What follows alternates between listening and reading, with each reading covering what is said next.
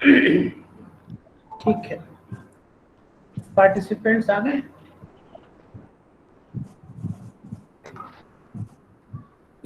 Yes sir, participant आ चुके हैं। आ गए हैं। बस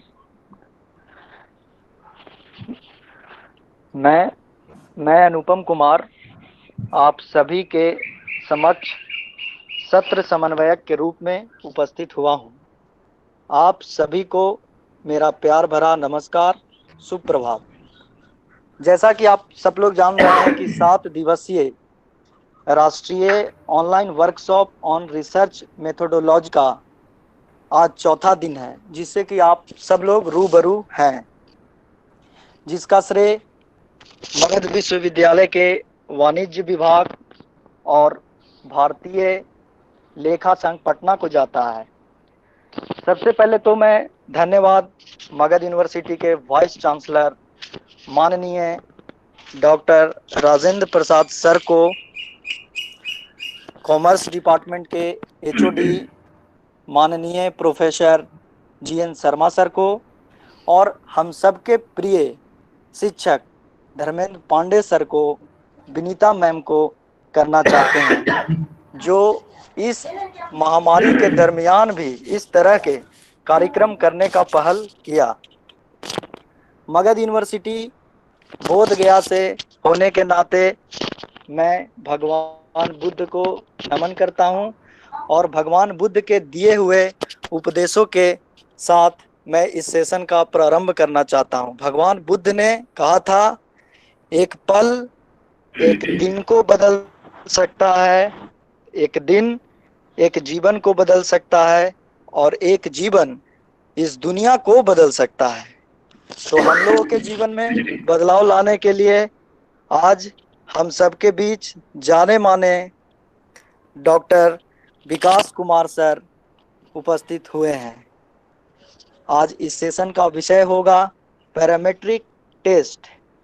डॉक्टर विकास कुमार सर, जो लेखा और वित्त के क्षेत्रों में एक शिक्षक, शोधकर्ता, प्रशिक्षक, सलाहकार, संरक्षक और लेखक हैं। वर्तमान में वह पीजी कॉलेज ओबरा यूपी के वाणिज्य विभाग में सहायक प्रोफेसर के रूप में कार्यरत हैं। इतना ही नहीं, उन्होंने अपनी पीएचडी की डिग्री काशी विश्वविद्यालय वाणिज्य में किया है। उन्होंने महात्मा गांधी काशी विद्यापीठ से एमकॉम किया है। उन्होंने वीर कुंवर सिंह पूर्वांचल विश्वविद्यालय जैनपुर से एलएलबी भी किया है। इतना ही नहीं, उन्होंने एनसीएफएम प्रतिभूति बाजार मॉड्यूल और एमएफआई म्यूचुअल फंड सलाहकार और बुनियादी मॉड्यूल में भी पूरा किया है। उन्होंने राष्ट्रीय और अंतर्राष्ट्रीय पत्रिकाओं में भी 25 से अधिक शोध पत्र प्रकाशित किए हैं, और राष्ट्रीय और अंतर्राष्ट्रीय सेमिनार और सम्मेलनों में अधिक से अधिक पत्र प्रस्तुत किए हैं। उनके पास 4 पुस्तकों का श्रेय भी है। तो मैं अब डॉक्टर विकास सर से आग्रह करूंगा कि वो अपनी इस ज्ञान रूपी गंगा से जितने भी पार्टिसिपेट हैं उनको रूबरू करें और एक रिसर्च में एक नया पहलू पर उपदेश दें। सर, आपसे मैं आग्रह करता हूं कि आए, अपनी बातों को रखें। धन्यवाद सर। धन्यवाद।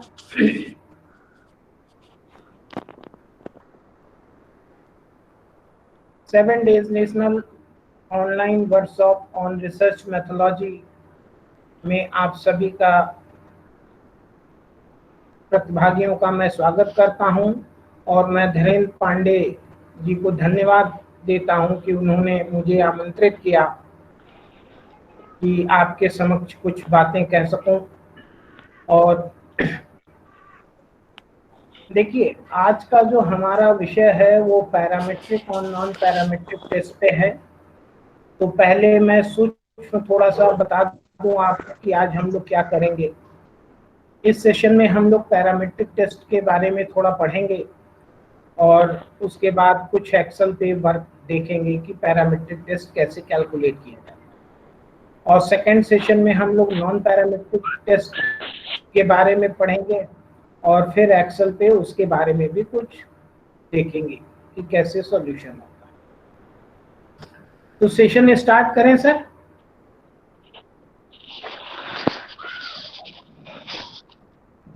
Yes sir. पीपीटी अपलोड कर दें हम।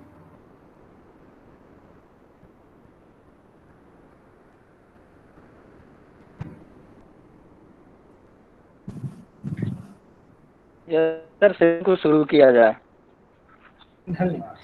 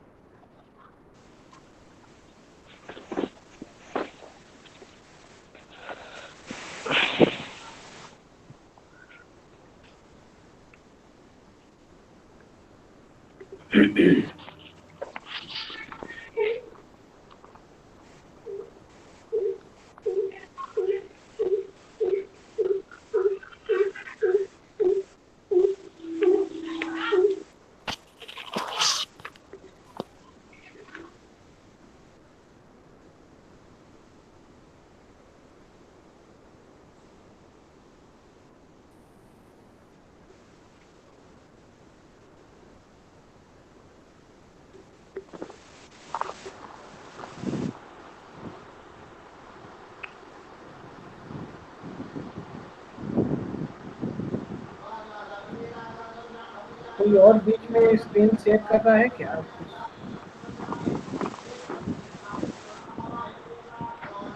मैं आप लोग को पुनः सूचित कर देना चाहूंगा कि सेशन के दरमियान किसी भी तरह का स्क्रीन शेयर ना करें और वीडियो और ऑडियो को म्यूट नहीं करें। उसके लिए आप लोग को समय दिया जाएगा।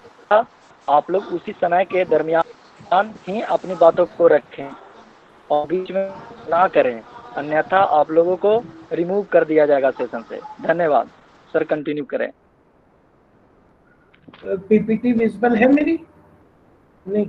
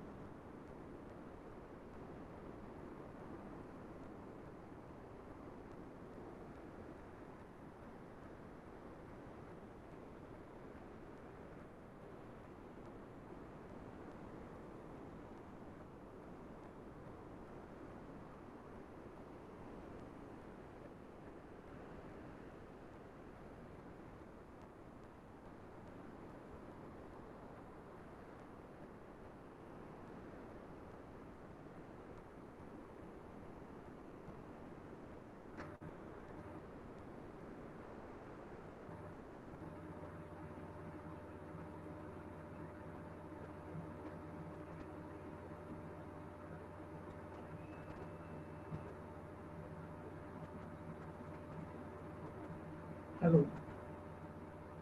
हेलो।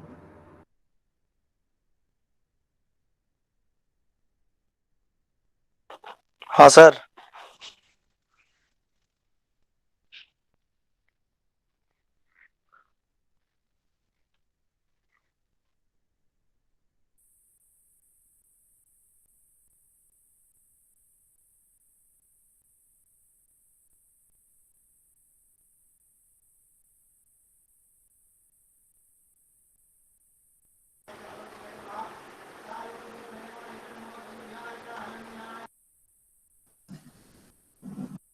सर आप ऑन म्यूट कर लीजिए अपने आप को।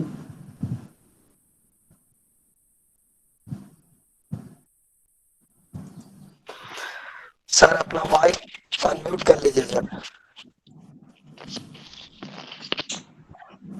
सर माइक को अनम्यूट अनम्यूट कर लीजिए सर अपना। हाँ कर रहे हैं बस ठीक एक है सर, ठीक है सर। नीचे नीचे सबसे नीचे बिल्कुल नीचे आइए यहाँ पर कुछ से आ रहा है कुछ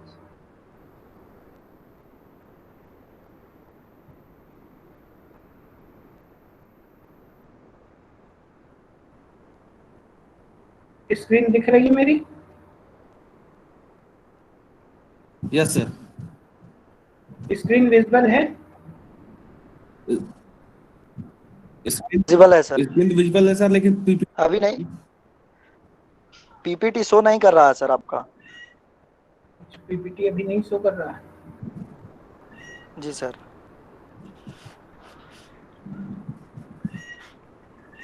कुछ सो रहा है अब नहीं सर, अभी भी नहीं आया। एक मिनट हम फिर से कर रहे हैं।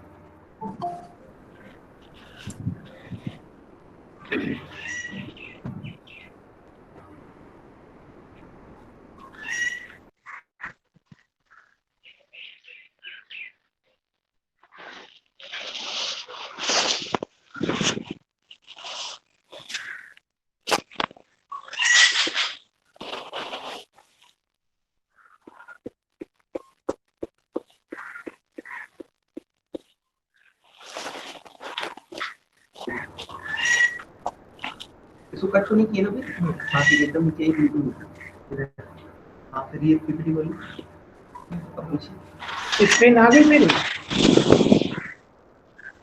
Yes sir. स्क्रीन विजिबल है? यस सर आप विजिबल है सर। विजिबल है सर।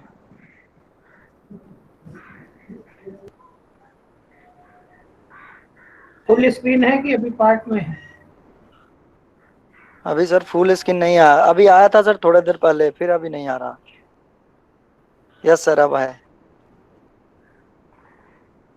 क्लियर? यस सर, सही है सर। तो स्टार्ट करें? यस सर, कंटिन्यू कीजिए। Yes sir. आवाज क्लियर है मेरी? यस सर, आवाज क्लियर है सर। ठीक, thank you. Thank you sir. तो सेशन स्टार्ट कर रहे हैं पैरामीट्रिक टेस्ट का। पहले it is very necessary to understand the meaning of parameter and statistics before discussing the parametric and non-parametric test. Parameter and statistics. Parameter is a characteristics of a population. देखिए, जब हम किसी study के लिए कोई population select करते हैं तो पॉपुलेशन की जो कैरेक्टरिस्टिक्स होती वो पैरामीटर के थ्रू बताई जाती, यानी पैरामीटर डिनोट करता पॉपुलेशन की कैरेक्टरिस्टिक्स को। And statistics is a characteristics of a sample. Parameter और स्टैटिस्टिक्स को एकदम क्लियर कट आइडिया आप अपने माइंड में रखिए कि पैरामीटर पॉपुलेशन की कैरेक्टरिस्टिक्स को बताता और statistics is a characteristics of a sample. आप यूजी लेवल पे जैसा कि मुझे बताया गया है कि अधिकांश रिसर्च स्कॉलर ही आप लोग हैं या कुछ पीजी के स्टूडेंट हैं, तो यूजी और पीजी में आपने स्टैटिस्टिक्स एक सब्जेक्ट पढ़ा होगा। स्टैटिस्टिक्स क्यों कहते हैं उसको आप यहीं से क्लियर कर लीजिए कि statistics is a characteristics of a sample. जब भी हम किसी पॉपुलेशन से कोई सैंपल लेते और सैंपल की एनालिसिस करते या सैंपल की कुछ कैरेक्टरिस्टिक्स डिसाइड करते तो उसको हम स्टैटिस्टिक्स कहते हैं। बिकॉज देखिए, स्टैटिस्टिक्स की अगर कोई भी बुक आप देखेंगे यूजी लेवल पीजी लेवल तो हमेशा उसमें यही लिखा रहता कि randomly selected height of 10 children, calculate mean, calculate median. Means कि उन्होंने रैंडमली सेलेक्ट किया है तो इसलिए उसका नाम स्टैटिस्टिक्स हम लोग कहते हैं। अब पैरामीटर्स और स्टैटिस्टिक्स के बारे में देखिए कि पैरामीटर पॉपुलेशन साइज है और स्टैटिक सैंपल साइज है। फॉर एग्जांपल, एक केस स्टडी अप्रोच से अगर हम किसी यूनिवर्सिटी के छात्रों के बारे में कुछ स्टडी करना चाहते तो हमारी पॉपुलेशन क्या होगी, पूरे यूनिवर्सिटी में जितने रजिस्टर्ड स्टूडेंट हैं वो हमारे पॉपुलेशन साइज होगी। लेकिन सारे स्टूडेंट के बेसिस पे हम स्टडी न करके अगर हम सारे स्टूडेंट में से कुछ सैंपल निकालते हैं और सैंपल की बेसिस पे हम जो स्टडी करते हैं तो वो सैंपल साइज स्टैटिस्टिक्स होगा और पूरा population size means total student of the university parameters की कैटेगरी में जाएंगे। और जो हमने 100 स्टूडेंट या 200 स्टूडेंट या सैम्पलिंग की जो भी टेक्निक हमने इस्तेमाल की उस बेसिस पे सैंपल साइज स्टैटिस्टिक्स होगा। पॉपुलेशन मीन, अगर हम पॉपुलेशन के मीन के बारे में बात करते हैं तो यानी कि हम पैरामीटर्स की बात कर रहे हैं, और अगर हम सैंपल मीन की बात कर रहे हैं इट मींस कि हम स्टैटिस्टिक्स की बात कर रहे हैं। पॉपुलेशन एसडी मींस पैरामीटर्स की बात है, सैंपल एसडी मींस स्टैटिस्टिक्स की बात है। अब the most important objective of sampling theory is to obtain maximum information in respect of population without consuming a lot of money with minimum time and minimum labor। देखिए sampling theory की objective क्या है कि हम कम समय में पैसे की श्रम की बचत करते हुए कम से कम समय में हम इंपॉर्टेंट इंफॉर्मेशन पॉपुलेशन के बारे में जुटाएं। और सैम्पलिंग थ्योरी का ऑब्जेक्टिव एस्टिमेशन ऑफ पैरामीटर है और testing of hypothesis. Sampling theory के जो ऑब्जेक्टिव हैं, सबसे पहला estimation of parameters means unbiased estimation of parameter of population on the basis of statistics of sample. जो भी मेरे पास सैंपल हैं उस बेसिस पर हम पॉपुलेशन पैरामीटर का एस्टिमेशन करते हैं। और ये एस्टिमेशन दो तरीके का होता है, पॉइंट एस्टिमेशन और interval estimation. Point estimation means कि जब हम किसी यूनिवर्सिटी के 100 या 200 लड़कों को सैंपल पे सेलेक्ट करते हैं और हम ये बताते हैं कि average height of students 150 centimetre. जब हमारा एस्टिमेशन सिंगल वैल्यू होता है तो that is called point estimation. लेकिन अगर ये इंटरवल वैल्यू होगा means value between two values तो इंटरवल एस्टिमेशन उसे कहते हैं। फॉर एग्जांपल, अगर हम कहते हैं कि height of the student of the university 150 centimetre plus minus 5, तो यहाँ प्लस माइनस 5 मींस कि 150 सेंटीमीटर हाइट है लेकिन हमने प्लस माइनस 5 करके 145 से 155 टू वैल्यूज का एक इंटरवल बना दिया। मींस कि मेरा ये एस्टिमेशन है कि जो यूनिवर्सिटी के स्टूडेंट्स हैं उनकी height between 145 centimetre to 155 centimetre. Next जो इसका पार्ट है testing of hypothesis. Testing of hypothesis में हम ये देखते हैं कि to test well defined hypothesis about population characteristics. आवाज आ रही है मेरी क्लियर? आवाज क्लियर आ रही है? हेलो? यस सर, आपकी आवाज क्लियर आ रही है। Thank you. आ रही है sir. Testing of hypothesis means well defined hypothesis. देखिए जब भी हम किसी पॉपुलेशन से सैंपल लेते हैं तो सैम्पलिंग थ्योरी में एस्टिमेशन ऑफ पॉपुलेशन और testing of hypothesis. Hypothesis testing में हम क्या देखते हैं कि difference between observed statistics and hypothetical parameter. जो मेरे हाइपोथेटिकल पैरामीटर हैं और जो मेरी ऑब्जर्व स्टैटिस्टिक्स है दोनों में डिफरेंस है। और स्टैटिक्स ऑफ 2 और मोर सैंपल्स या 2 से ज्यादा जो स्टैटिक्स हमने लिया हम उसका मीन कंपैरिजन करते हैं या पॉपुलेशन के पैरामीटर से टेस्ट करते हैं। अब hypothesis testing due to sampling fluctuation अगर है रिजल्ट इसका तो हम हाइपोथेसिस को एक्सेप्ट करते हैं, और ड्यू टू अदर रीजन है तो तो हम हाइपोथेसिस को रिजेक्ट करते हैं। डिटेल हाइपोथेसिस टेस्टिंग हम लोग नहीं जाएंगे, केवल टेस्ट पे हम लोग कंसंट्रेट करेंगे। अब statistician have developed several tests for the purpose of testing of hypothesis which can be classified as, देखिए स्टेटिशियन ने डेवलप किया कई टेस्ट हाइपोथेसिस टेस्टिंग के लिए, जिसे हम पैरामीट्रिक टेस्ट और स्टैंडर्ड टेस्ट और दूसरा नॉन पैरामीट्रिक टेस्ट और डिस्ट्रीब्यूशन फ्री टेस्ट कहते हैं। पैरामीट्रिक टेस्ट इनको क्यों कहते हैं? क्योंकि it is based upon population parameters.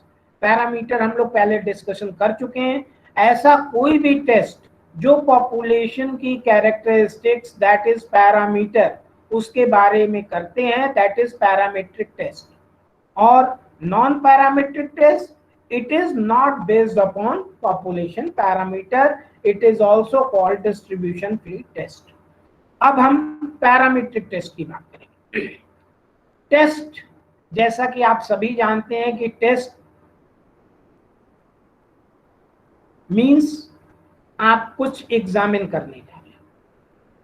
तो मेरी, चूंकि आप सभी लोग यंग रिसर्चर हैं, आपके लिए मेरी एक ही सलाह है कि पैरामीट्रिक टेस्ट या कोई भी स्टैटिस्टिकल टेस्ट या टूल अप्लाई करने के पहले आपको जितने भी एनालिसिस ऑफ डाटा के टूल्स हैं, चाहे वो मेजरमेंट ऑफ सेंट्रल टेंडेंसी हो, चाहे मेजरमेंट ऑफ डिस्पर्सन हो या कोरिलेशन, रिग्रेशन, आपको सबके बारे में अच्छी तरह नॉलेज होनी चाहिए। नॉलेज अबाउट कैलकुलेशन मैनुअली, अगर आप मैनुअली कैलकुलेशन करना जानते हैं तभी आप उसको अच्छी तरह समझ पाएंगे। और जैसे कि मीन है, मीडियन है, मोड है, ये बेसिक चीजें हैं। अगर आपको इन तीनों में डिफरेंस पता है कि कब मीन कैलकुलेट करते, कब मीडियन, कब मोड, क्वार्टाइल की जरूरत हमें कब पड़ेगी, डिसाइल की जरूरत कब पड़ेगी, पार्टीशन वैल्यू की कब जरूरत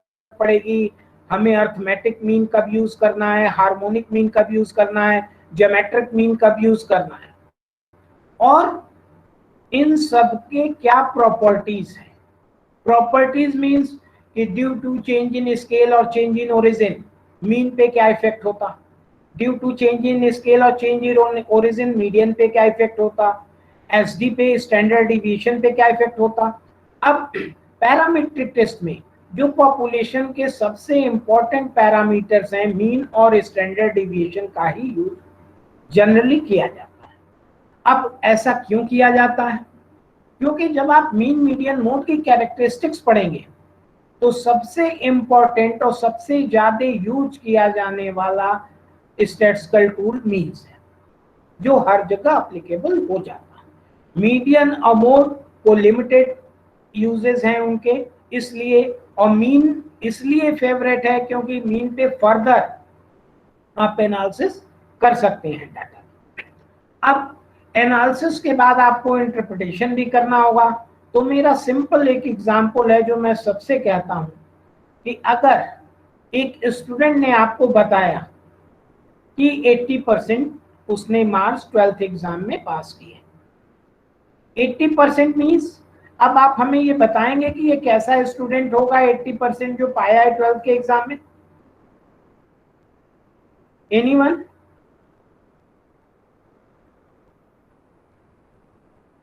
शायद माइक म्यूट होगा सबका, लेकिन मैं आपको बता रहा हूं कि अगर मुझसे कोई कहे कि मैं 12th में 80% नंबर से पास हुआ हूं, इट मीन्स कि वो अच्छा स्टूडेंट। 80% क्या डिनोट करता? Average marks. 12th में 5 सब्जेक्ट जनरली होते हैं, मीन्स कि उसका 80% मार्क्स 5 सब्जेक्ट में होगा, मीन्स कि ईच सब्जेक्ट में वो 80 नंबर पास। मीन्स कि अगर हम इसका टोटल मार्क्स पता करें तो 80 इंटू 5 मीन्स टोटल मार्क्स 400 हो गया। अब मैं आपको बताता हूं कि उसने 4 सब्जेक्ट में 95, 95, 95, 95 मार्क्स पाए, मीन्स टोटल मार्क्स उसके 400 थे, और 4 सब्जेक्ट में 95, 95, 95, 95 मीन्स 380 मार्क्स उसके 4 सब्जेक्ट में। यानी 5th सब्जेक्ट में कितना मार्क्स होगा उसका? 20। तो अब अगर आप उसका रिजल्ट देखेंगे तो चूंकि एक सब्जेक्ट में वो 20 मार्क्स पाया है, इसलिए उसके रिजल्ट में फेल होगा।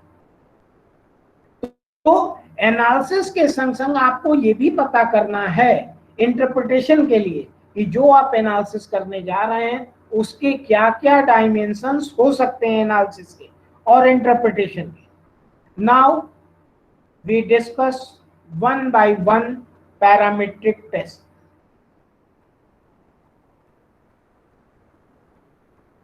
एजम्पशन, पैरामीट्रिक टेस्ट के एजम्पशन क्या है? सबसे पहले किसी भी टेस्ट को करने के लिए हमें उसका एजम्पशन पता होना चाहिए। First assumption, random independent sample, means जो हम पैरामीट्रिक टेस्ट करने जा रहे हैं उसका जो सैंपल होगा वो रैंडम होगा। मींस रैंडम सैम्पलिंग मींस दो तरह की सैम्पलिंग होती है, आपको मालूम होगा। पहली प्रोबेबिलिटी सैम्पलिंग, दूसरी नॉन प्रोबेबिलिटी सैम्पलिंग। तो पैरामीट्रिक टेस्ट की पहली एजम्पशन है कि जो आपने सैंपल ड्रॉ किए हैं वो सैंपल रैंडम इंडिपेंडेंट होने चाहिए, मींस प्रोबेबिलिटी सैम्पलिंग के थ्रू होने चाहिए। और प्रोबेबिलिटी सैम्पलिंग में आप कोई भी प्रोबेबिलिटी सैम्पलिंग यूज कर सकते हैं। आप या तो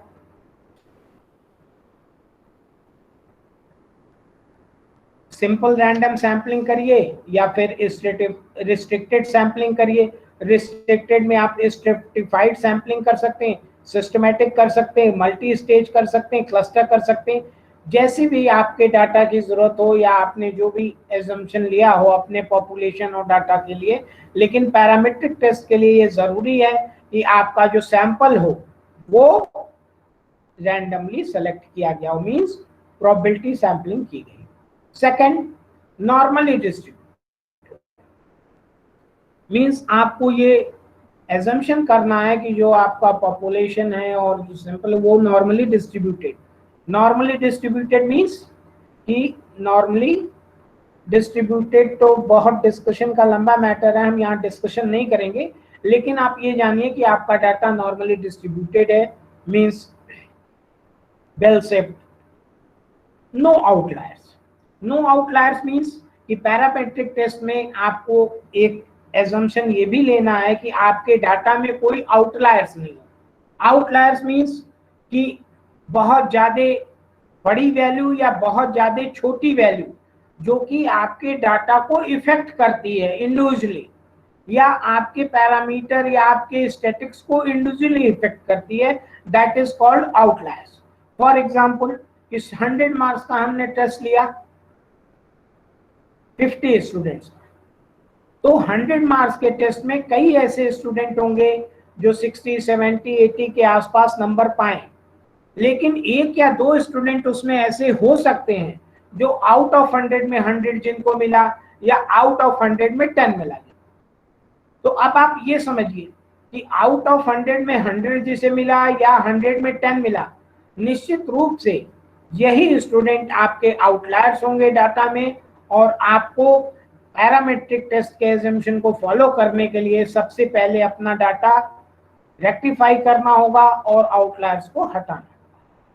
और पैरामीट्रिक टेस्ट की एक और शर्त है कि आपका जो मेजरमेंट हो डाटा का, मींस जो डाटा आपने लिया है वो इंटरवल और रेशियो लेवल ऑफ मेजरमेंट हो। आपको पता होना का कि डाटा का जो मेजरमेंट होता है वो नॉमिनल, ऑर्डिनल, इंटरवल और रेशियो स्केल पे होता है।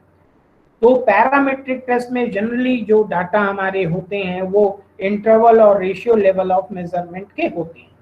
होमोजेनिटी ऑफ वेरिएंस मींस कि पॉपुलेशन में वेरिएंस की होमोजेनिटी होनी चाहिए। And in parametric test sample size larger than minimum for many non parametric test. Parametric test में क्या होता है कि सैंपल साइज आपकी लार्ज होती है, किससे large? Minimum for many non parametric test. Non parametric test की तुलना में आपकी पैरामीट्रिक टेस्ट की सैंपल साइज ज्यादा होती है। अब Parametric test assumes certain properties of the population from which we draw samples. Assumption like observation comes from a normal population. देखिए ये पैरामेट्रिक टेस्ट की एक assumption, sample size, और पैरामेट्रिक टेस्ट में जितने भी पैरामेट्रिक टेस्ट हैं आपका सबका observation come from a normal population होना चाहिए, और सैंपल साइज आपकी अलग अलग टेस्ट पे वेरी करेगी। फॉर एग्जांपल अगर आपको टी टेस्ट करना है तो उसकी सैंपल साइज अलग होगी, एफ टेस्ट के लिए सैंपल साइज अलग है, जेड टेस्ट के लिए अलग है, और एनोवा के लिए अलग है। पॉपुलेशन पैरामीटर्स आपको इसमें पैरामेट्रिक टेस्ट में होंगे। अब देखिए हम हाइपोथेसिस टेस्टिंग के कुछ स्टेप्स हैं उसको देखेंगे। सबसे पहला, make assumption and meet test requirement. Means कि हाइपोथेसिस टेस्टिंग के लिए हमें अपने जो भी टेस्ट हम करने जा रहे हैं, आइदर पैरामेट्रिक और non parametric, in parametric, T test, F test, Z test, ANOVA, और नॉन पैरामेट्रिक में हम sign test, U test, H test, कोई भी टेस्ट करने जा रहे हैं, सबसे पहले हम उस टेस्ट के एजम्पशन को देखेंगे। और meet test requirement means test के लिए क्या क्या रिक्वायरमेंट है।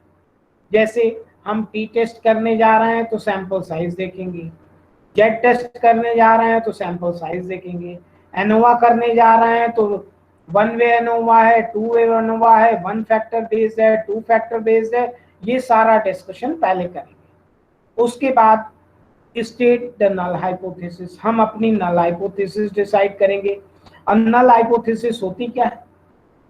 Null hypothesis means no difference between two value of sample, means population mean और सैंपल मीन दोनों इक्वल है।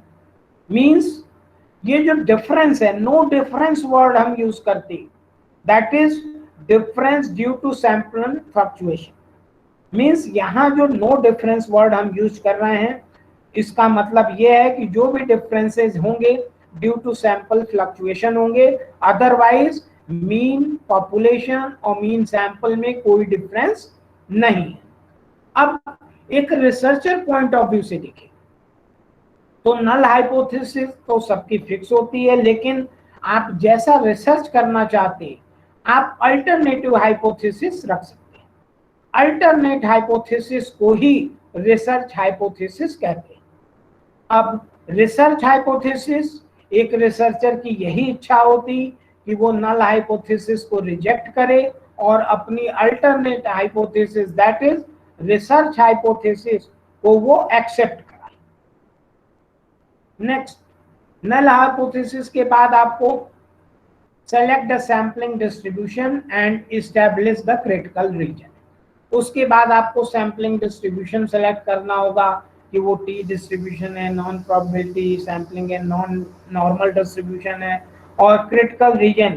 क्रिटिकल रीजन मीन्स आप 1% सिग्निफिकेंस पे, कॉन्फिडेंस लेवल पे बात कर रहे हैं, 5% और 10%। यहाँ रिसर्चर के लिए एक मेरा सुझाव है कि क्रिटिकल रीजन डिसाइड करने के पहले अपनी स्टडी में उन्हें अपने सुपरवाइजर से कंसल्ट करके या जो भी उनके गाइड हो उनसे कंसल्ट करके एक एस्टैब्लिश क्रिटिकल रीजन फिक्स कर लेना चाहिए। 1%, 5% या 10%। जनरली 5% पे ही स्टडी ज्यादा फ्रूटफुल होती है, लेकिन इट डिपेंड्स अपॉन, ये ऑप्शनल है कि आप 1% पे करें, 5% पे, लेकिन जनरली हम लोग देखते हैं ये हैं कि पहले स्टूडेंट 1% कॉन्फिडेंस लेवल चेक करता, फिर अगर उस पर कुछ ऐसा फ्रूटफुल रिजल्ट नहीं आते तो उसको 5% और 10% कर देगा। तो पहले आपका एकदम डाटा कलेक्शन करते समय या उसके पहले ये क्लियर कट एस्टेब्लिशमेंट अपने माइंड में क्रिटिकल रीजन का कर लेना है कि आप 1% या 5% तक जाएंगे। Next, compute the test statistics means उसके बाद आप जो भी टेस्ट करना चाहते हैं उस टेस्ट स्टेटिस्टिक्स को कैलकुलेट करिए, कंप्यूट करिए, चाहे टी टेस्ट, चाहे एफ टेस्ट, जेड टेस्ट। अब यहाँ ध्यान देने की बात यह है कि आप उसका कैलकुलेशन मैनुअली भी कर सकते हैं, या आजकल जो सॉफ्टवेयर आ गए हैं एक्सेल, एसपीएसएस और भी सॉफ्टवेयर हैं, लेकिन टेस्ट करने की स्टैटिस्टिकल सॉफ्टवेयर जो है उसमें कुछ कुछ अपनी लिमिटेशन है। उसमें पता होना चाहिए आपको कि अगर हम एक्सेल पे करते हैं तो रिजल्ट कितना वेरी कर सकता, क्योंकि जैसे काई स्क्वायर वगैरह है ये एसपीएसएस पे उसका रिजल्ट उतना अच्छा नहीं आता। और एक्सेल के लिए आप एक्सेल पे प्रैक्टिस कर सकते हैं डाटा की अपने, लेकिन मेरे ख्याल से एसपीएसएस पे ही अगर आप करें तो ज्यादा बढ़िया होगा। एक्सेल केवल प्रैक्टिस के लिए ठीक है।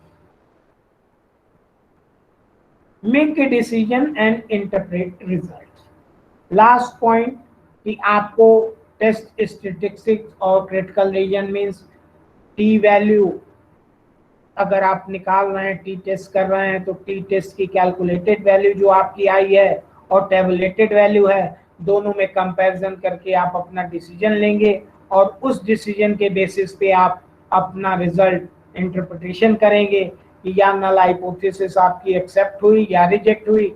नल हाइपोथेसिस अगर आपकी एक्सेप्ट होती तो अल्टरनेटिव हाइपोथेसिस जो रिसर्च हाइपोथेसिस है वो रिजेक्ट हो जाएगी, और यदि नल हाइपोथेसिस रिजेक्ट होती तो अल्टरनेट हाइपोथेसिस आपकी सेलेक्ट हो जाएगी। अब पैरामीट्रिक टेस्ट में हम वन बाय वन स्टडी करेंगे, T test, F test, Z test और एनोवा। टी टेस्ट, अब सबसे पहले हम इसमें टी टेस्ट देखेंगे। देखिए जैसा कि आप जानते हैं टी टेस्ट एक पैरामीट्रिक टेस्ट है। पैरामीट्रिक टेस्ट क्यों है? क्योंकि जैसा फर्स्ट स्लाइड में हमने कहा था कि it is based upon parameters. Second, in the year 1908 T test की ओरिजिन हुई और विलियम सेली गॉसेट ने इसकी ओरिजिन की, और known as student T distribution. ये स्टूडेंट टी डिस्ट्रीब्यूशन के नाम से बहुत ज़्यादा फेमस है। ऐसा इसलिए कि विलियम सेली गॉसेट जिस जगह वर्क करते थे उन्हें अपने नाम से रिसर्च पेपर पब्लिश करने की अनुमति नहीं थी, तो उन्होंने एक पेन नेम स्टूडेंट टी के नाम से इसको पब्लिश किया था, इसलिए known as student T test distribution. ये टेस्ट फॉर स्मॉल सैंपल्स का है। Used when sample size is 30 or less, the population standard deviation unknown and population normally distributed। जैसा कि सारे पैरामीट्रिक टेस्ट की एजम्पशन में हम पढ़े हैं कि पॉपुलेशन नॉर्मली डिस्ट्रीब्यूटेड होनी चाहिए। अब एप्लीकेशन ऑफ टी टेस्ट के पहले टी टेस्ट की प्रॉपर्टी आप ये समझिए कि टी डिस्ट्रीब्यूशन की जो रेंज होती है वो -∞ to +∞ होती है, just as normal distribution does. T distribution has greater variability and larger T distribution that approach to normal distribution. Also symmetrical. T distribution आपका normal distribution की तरह ही symmetrical होता and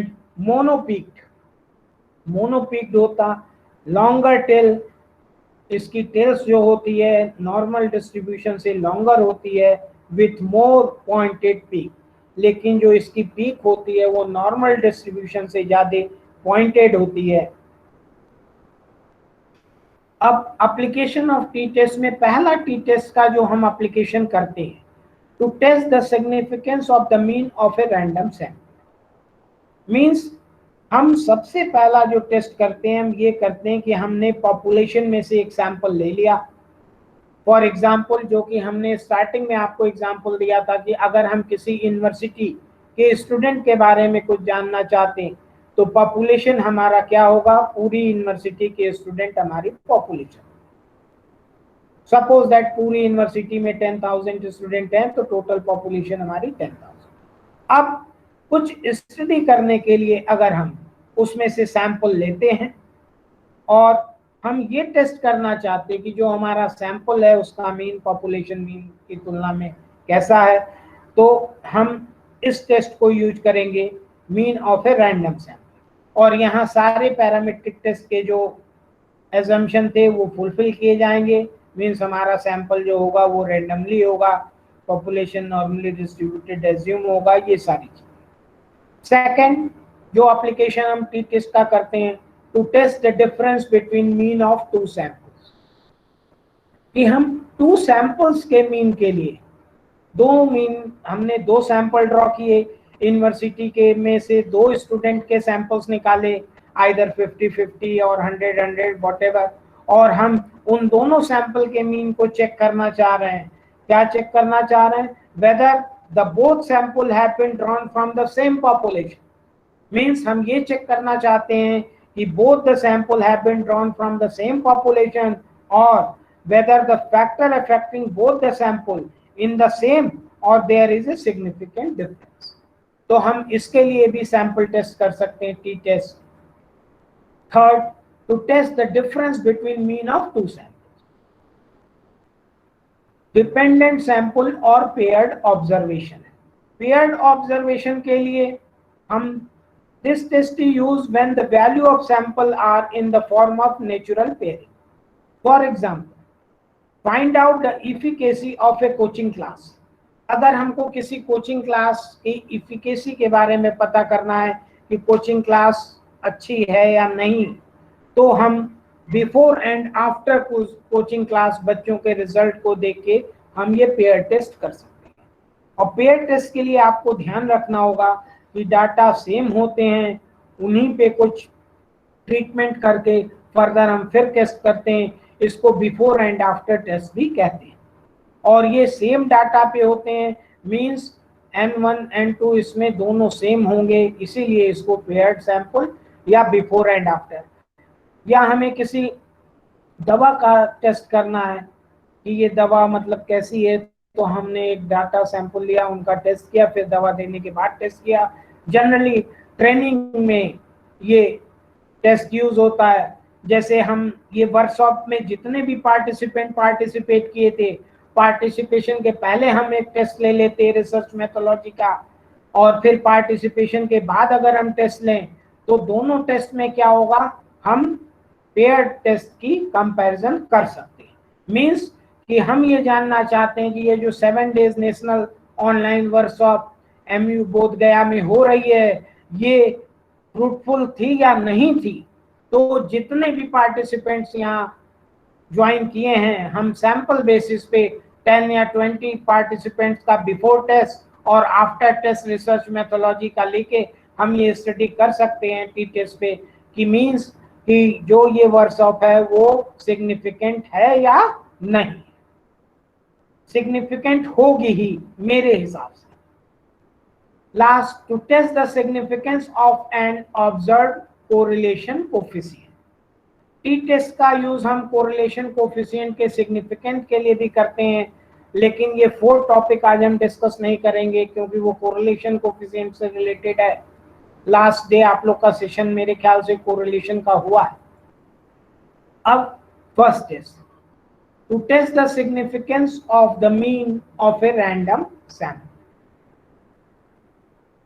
इसमें हम क्या करते हैं, देखिए, determining whether the mean of a sample drawn from a normal population deviates significantly from a hypothetical value, that is population mean, when variance of the population unknown। देखिए, जैसा कि डिस्कशन हुआ, हम इस टेस्ट में करते हैं कि there is no significant difference between sample mean and population mean। Random sample has been drawn from normal population।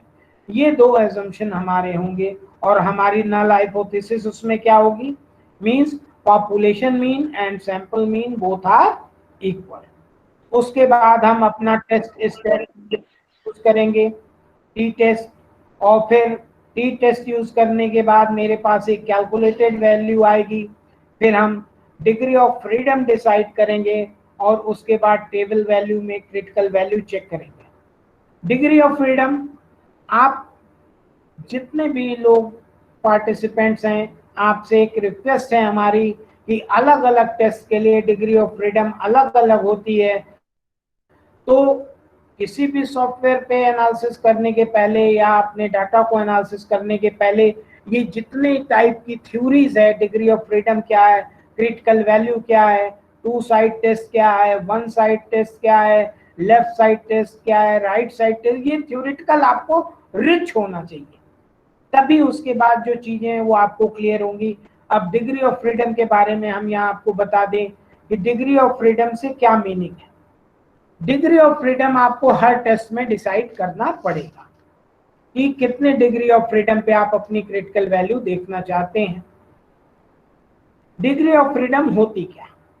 For example, अगर हम आपसे कहें कि आप 5 नंबर हमें ऐसा बताइए जिसका टोटल 100,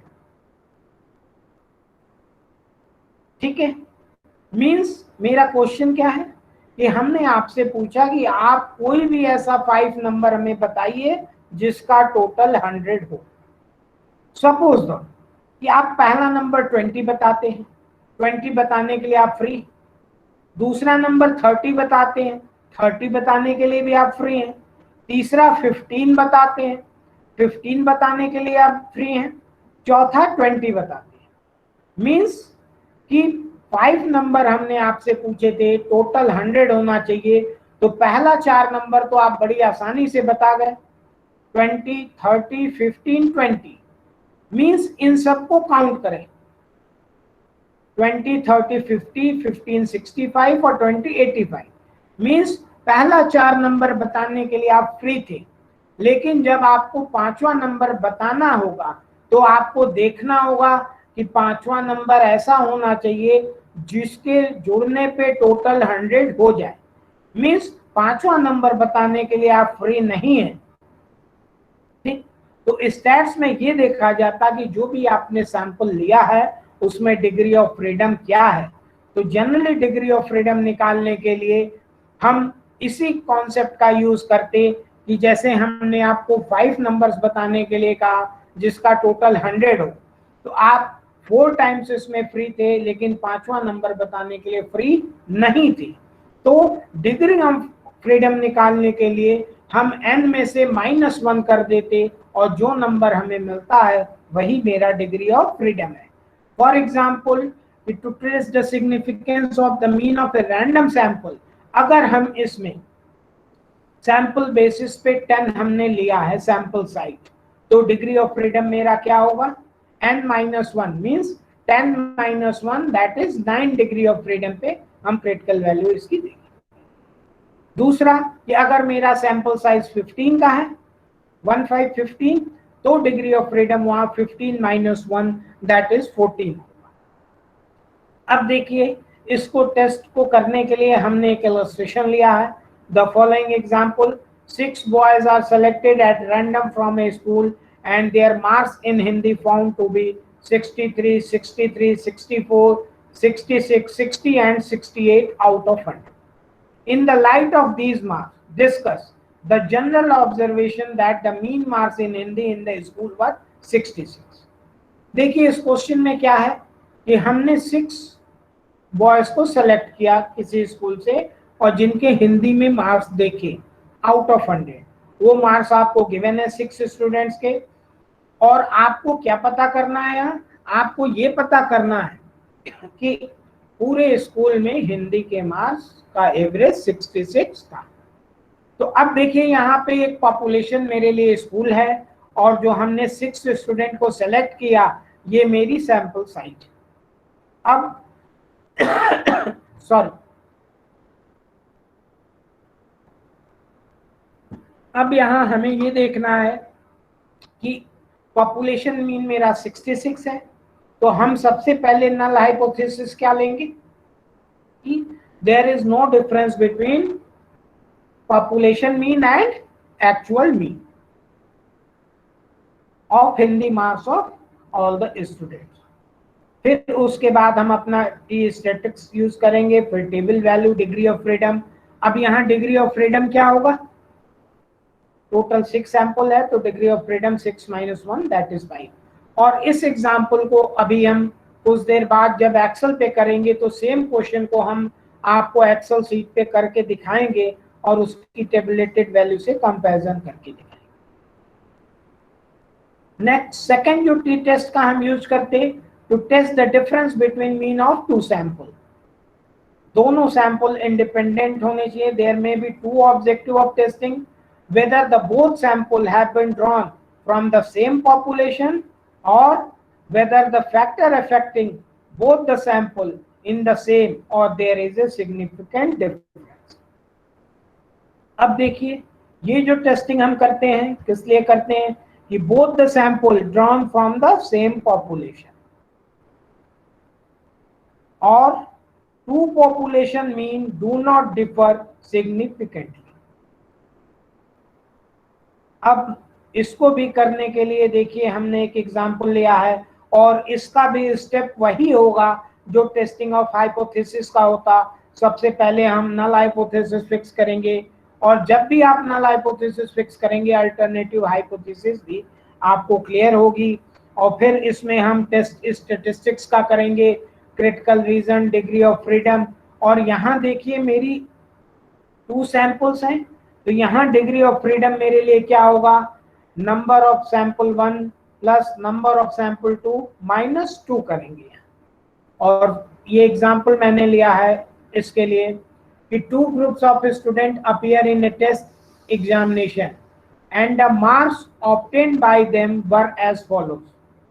फर्स्ट ग्रुप का मार्क्स दिया है 18, 20, 36, 50, 49, 36, 34। सेकेंड ग्रुप का भी मार्क्स दिया है। अब आपको क्या एग्जामिन करना है, examine the significance of difference between mean marks secured by the above 2 groups. अब इसके लिए क्या करेंगे, आप सबसे पहले नन हाइपोथेसिस लेंगे कि mean of the mean marks of both the group are equal. Then आप टेस्ट एप्लीकेबल करेंगे टी टेस्ट और उसके पहले सारा आपको एजम्पशन ध्यान में रखना है पैरामीट्रिक टेस्ट का। डिग्री ऑफ फ्रीडम हमने आपको बताया यहाँ पे कि n1 प्लस n2 माइनस 2 और फिर टी वैल्यू आप कैलकुलेट कर चुके हैं, टेबुलेटेड वैल्यू में देख के आप डिसीजन लेंगे। और डिसीजन लेने का मोटो क्या है कि अगर आपकी कैलकुलेटेड टी वैल्यू कम है टेबुलेटेड वैल्यू से तो आपकी नल हाइपोथेसिस एक्सेप्ट होगी, means difference is not significant और only due to sample fluctuation. इसके बाद जो थर्ड यूज हम करते हैं टी टेस्ट का, to test the difference between mean of 2 sample dependent that is paired observation.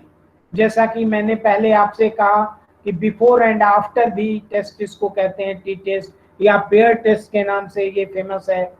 इसमें भी this test is used when the values of samples are in the form of natural pairing. For example, find out the efficacy of a coaching class whether there is a significant difference marks of a student before and after coaching. The following example. इसके लिए भी मैंने एक example लिया है, memory capacity. जाते हैं दिलीप भैया। Hello, there is some noise. Phone करके बुला लीजिए।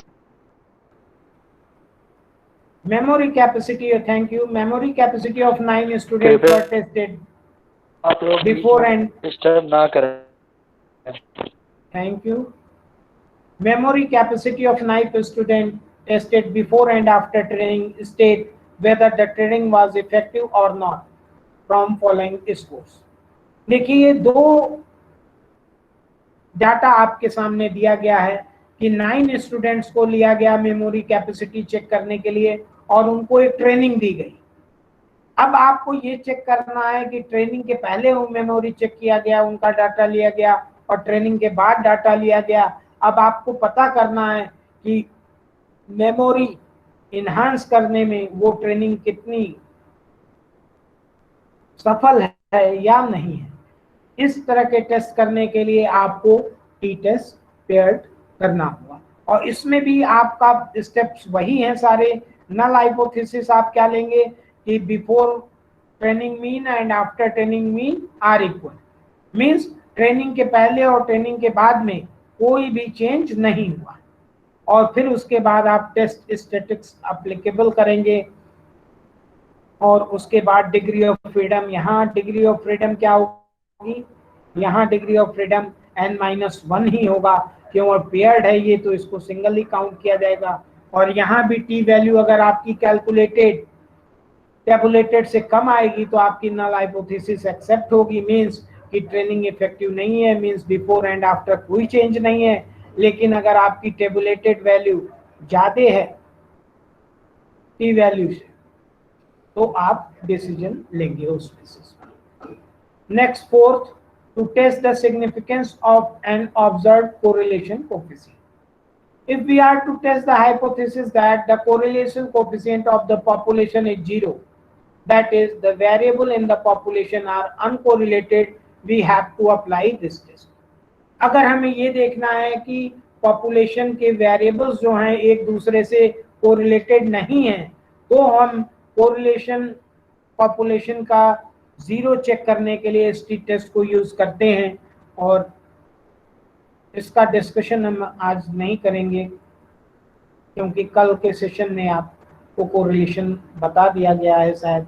अब हम आते हैं अपने दूसरे test, F test. F test भी पैरामीट्रिक टेस्ट है।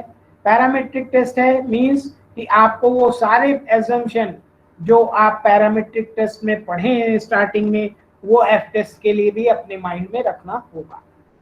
इन the year of 1920 it is also called variance ratio test.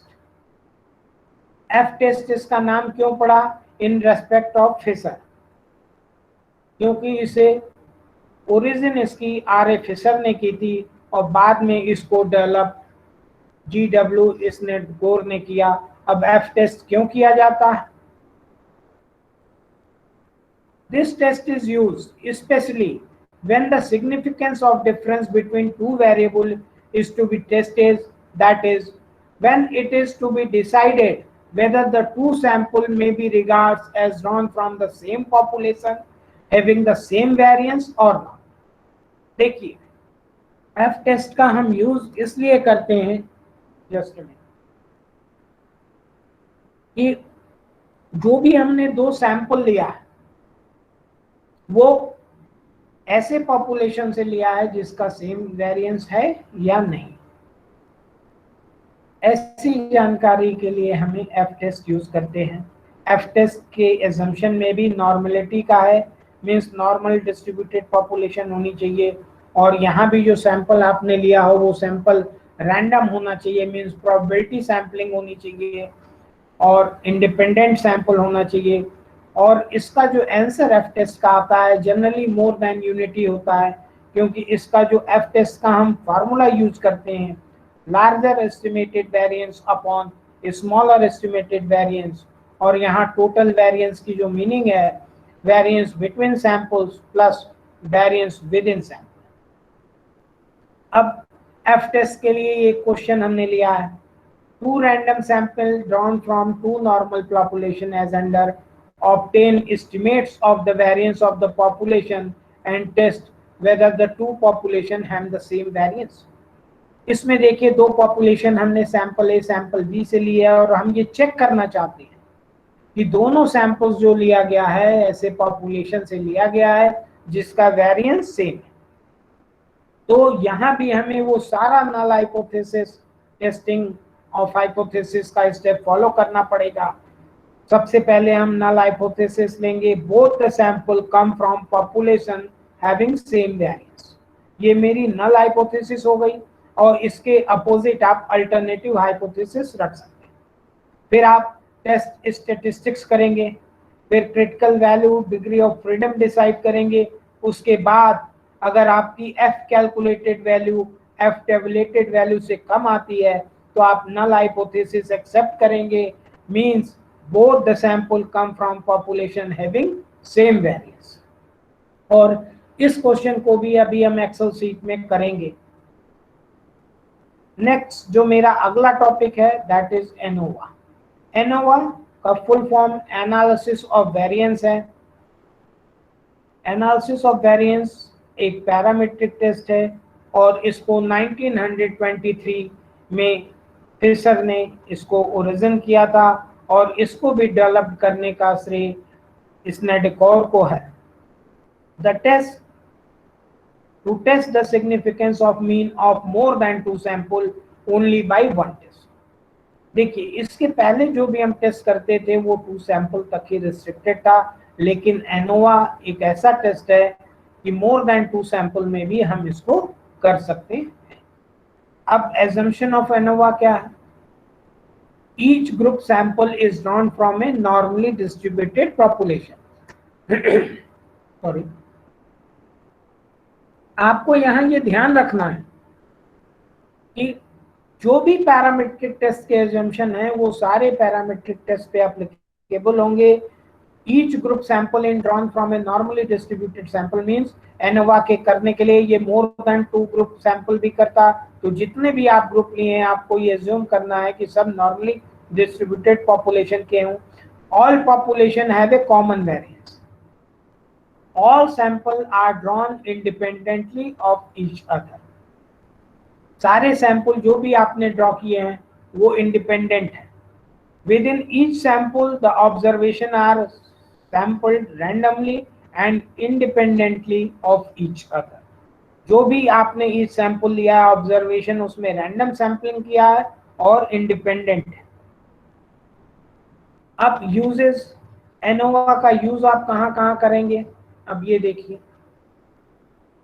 To test the significance of difference between mean of more than 2 samples. ये तो क्लियर है. To test the significance of difference between variance, uses in one-way classification, use in two-way classification. Means all the means are equal. ANOVA testing करने के पहले हमें ये करना है टेस्ट कि जो मेरे सारे सैंपल्स के मीन हैं वो इक्वल्स हैं. नल हाइपोथेसिस से यहाँ भी स्टार्टिंग हमारी होगी, चाहे हम 1 वे फैक्टर एनालिसिस कर रहे हैं या 2 फैक्टर एनालिसिस कर रहे हैं 2 वे क्लासिफिकेशन में.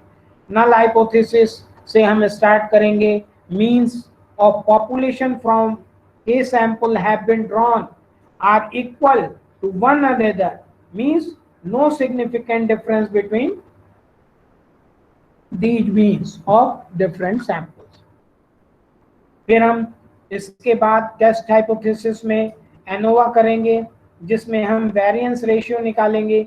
Variance ratio means between column variance upon within column variance, या इसको हम ऐसे भी करते हैं कि greater variance upon smaller variance. Generally between column variance ही ग्रेटर होता है इसलिए हम उसको ऊपर रखते हैं, विद इन कॉलम को नीचे रखते हैं.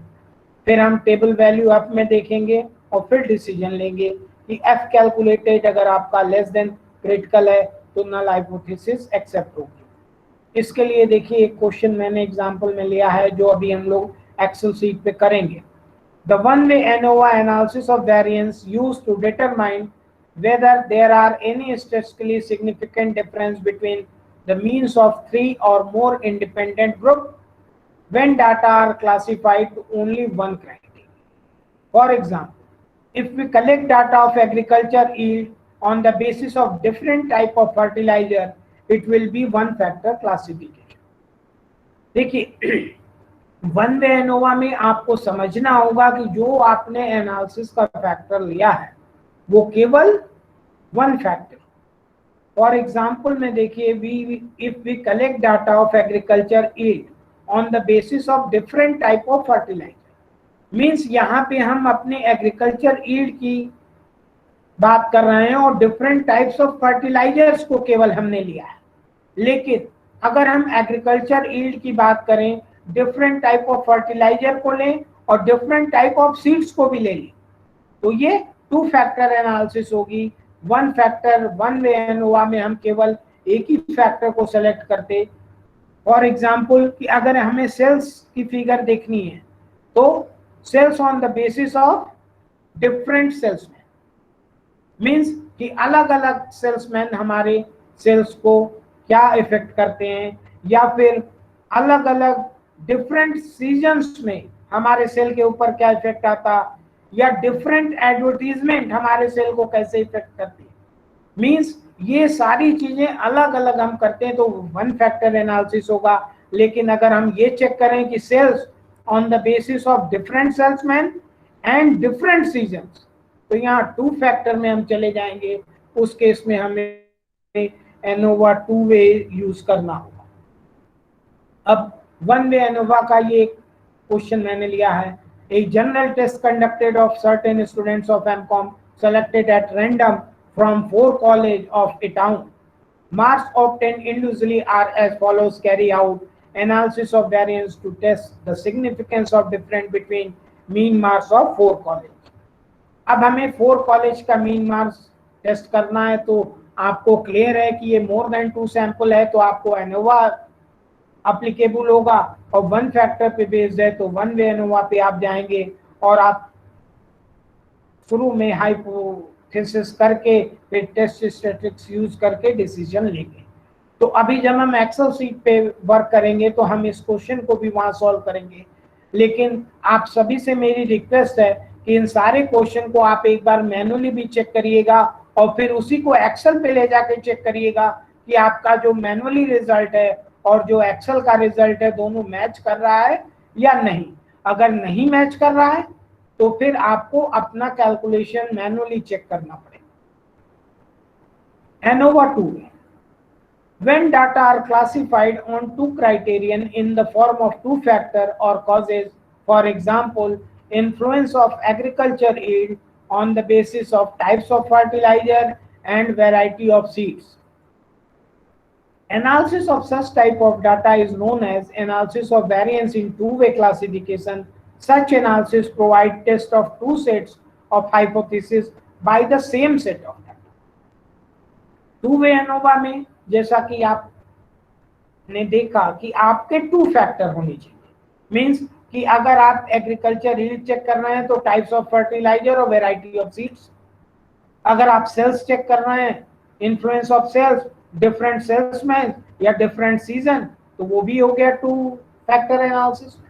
तो जहां भी 2 फैक्टर होगा आप 2 वे एनोवा यूज करेंगे, या फिर sales on the basis of different advertisement और प्राइस लेवल चेंजेस, तो वहां भी आपका 2 फैक्टर हो जाएगा।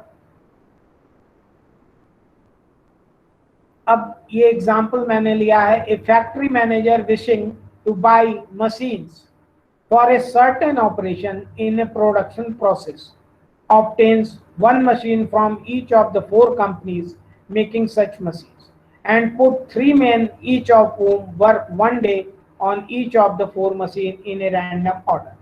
The resulting unit, ये देखिए डाटा दिया है, ये 3 वर्कर्स था 4 मशीन पे। तो अब आप ये 2 फैक्टर है मींस वर्कर और मशीन, तो यहाँ 2 वे एनोवा में आप जाके इसका टेस्ट करेंगे, और 2 वे एनोवा में जाके टेस्ट करने के लिए आपको वही प्रोसेस अप्लाई करना पड़ेगा। लेकिन यहाँ एक आप चीज ध्यान देंगे कि जब भी हम 2 फैक्टर एनोवा यूज करते हैं तो वहां नल हाइपोथेसिस जो मेरी होती है वो बोथ फैक्टर के लिए होती है। सॉरी, बोथ फैक्टर मींस कि यहाँ आप वर्कर्स के लिए और मशीन के लिए अलग अलग नल हाइपोथेसिस करेंगे। या पुराने एग्जाम्पल में जैसा हम देखें कि सेल्स चेक करना था आपको on the basis of different salesman और on the basis of different season, तो आप दोनों के लिए अलग अलग हाइपोथेसिस करेंगे। Means sales of different salesman do not differ significantly और sales of different season do not different significantly. फिर आप एनोवा टेस्ट करेंगे, वेरिएंस रेशियो कैलकुलेट करेंगे, डिग्री ऑफ फ्रीडम, और यहाँ डिग्री ऑफ फ्रीडम के लिए कॉलम -1 रो -1 करके हम देखते हैं। फिर डिसीजन, और जो आप डिसीजन लेंगे वो बोथ द हाइपोथेसिस, दोनों हाइपोथेसिस के लिए 2 वैल्यू आपकी आएगी, वर्कर्स के लिए अलग और मशीन वाले के लिए अलग। तो दोनों की आप कैलकुलेटेड वैल्यू और क्रिटिकल वैल्यू में चेक करेंगे, और दोनों हाइपोथेसिस अलग अलग आपकी एक्सेप्ट या रिजेक्ट होगी। ऐसा हो सकता कि आपकी दोनों हाइपोथेसिस एक्सेप्ट हो जाए, या ऐसा हो सकता कि दोनों हाइपोथेसिस रिजेक्ट हो जाए, या ऐसा भी हो सकता कि एक हाइपोथेसिस एक्सेप्ट हो और दूसरी रिजेक्ट हो, या पहली वाली रिजेक्ट हाइपोथेसिस हो दूसरी accept. Discuss the significance of variance of production among the different type of machine and also number। देखिए ये क्वेश्चन था हमारा और इसको भी हम लोग एक्सेल पे करेंगे अभी। Last but not least, Z test. A jet test is a statistical test used to determine whether 2 population mean are different when the variance are known and the sample size is large। देखिए Z test हम कहाँ करते हैं? जहां हमारी sample size large हो। Sample means are normally distributed, और Z test के लिए मस्ट नोन पॉपुलेशन एसडी, और वो सारे पैरामीटर्स टेस्ट के एजम्पशन यहाँ भी फॉलो होंगे। आपको बस यहाँ केवल ये ध्यान रखना कि टी टेस्ट स्मॉल सैंपल के लिए किया जाता है और जेट टेस्ट लार्ज सैंपल के लिए हम करते हैं।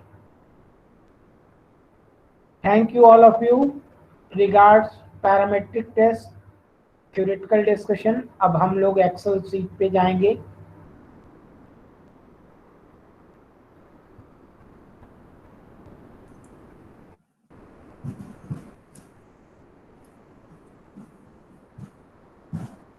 अगर कोई क्वेरी हो आप लोगों की तो पूछ सकते हैं आप लोग।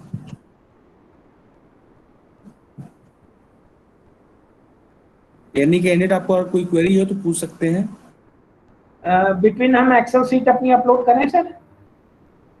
Sir, my question is, why does data need to be normally distributed in parametric tests? देखिए पैरामेट्रिक टेस्ट में नारा ये जो है पैरामेट्रिक टेस्ट की एजम्पशन है। और देखिए जैसे हम आपसे डिस्कस करें कि नॉर्मली जो वर्ड है मीन्स कि अगर चीजें नॉर्मल होती रहती हैं तो फिर सारी चीजें ठीक होती। और जो भी हमारा स्टैटिस्टिकल टेस्ट में सबसे ज्यादा यूज होने वाला डिस्ट्रीब्यूशन है वो नॉर्मल डिस्ट्रीब्यूशन है। क्यों? नॉर्मल डिस्ट्रीब्यूशन अगर है तो हमें डाटा के बारे में जानकारी आसानी से हो सकती कि नॉर्मल डिस्ट्रीब्यूशन पे आप एक सेंटर पॉइंट पे मीन मीडियन मोड तीनों इक्वल होते हैं, और एसडी हम उसका पता करके डाटा के बारे में अच्छी तरह जानकारी कर सकते हैं। और ये एक एजम्पशन है और it is a matter of statistics कि डाटा नॉर्मली क्यों होना चाहिए। और जो भी हम सैंपल कलेक्ट करें अगर पहले चेक करें कि वो नॉर्मल है या नहीं है। अगर नॉर्मल नहीं है तो नॉर्मल करने के लिए भी कुछ फार्मूले हैं, उसके लिए आपको स्टैटिस्टिशियन से कंसल्ट करना पड़ेगा। Thank you, sir. ये देखिए पिक्चर में आपको दिख रहा होगा पीछे एक पॉपुलेशन और एक सैंपल मैंने बनाया।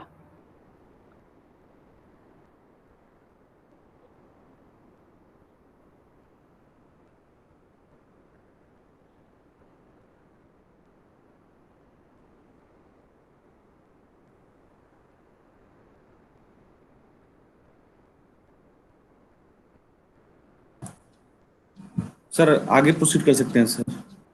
बस हम एक्सेल अपलोड कर रहे हैं। जी सर।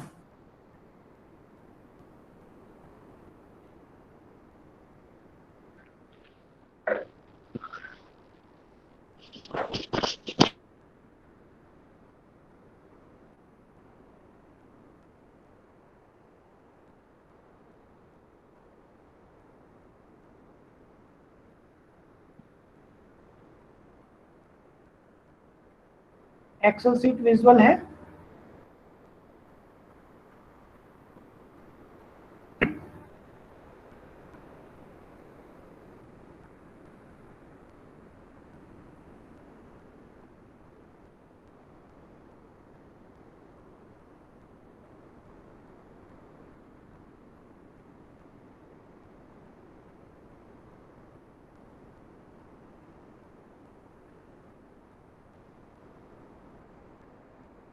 अपलोड नहीं सर विजिबल नहीं है अभी तक।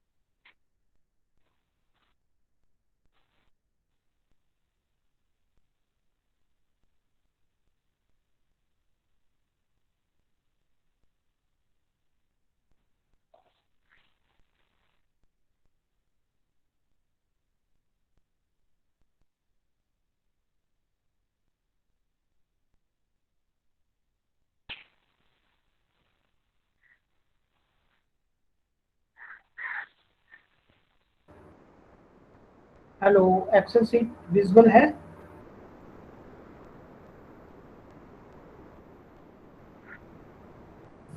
No sir.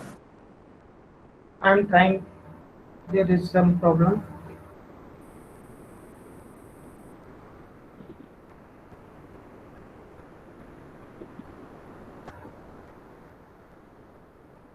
ये एक्सेल शीट इसमें करना है प्लीज।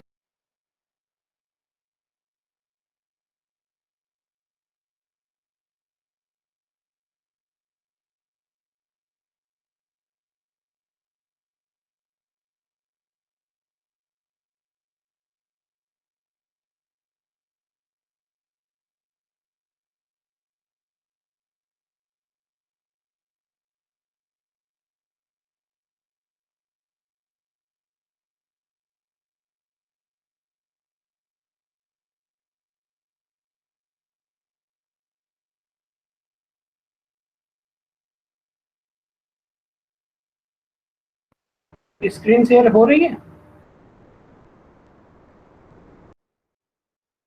सर स्क्रीन शेयर हो रहा है बट एक्सेल ओपन नहीं हुआ अभी तक। It will take 30 to 40 seconds.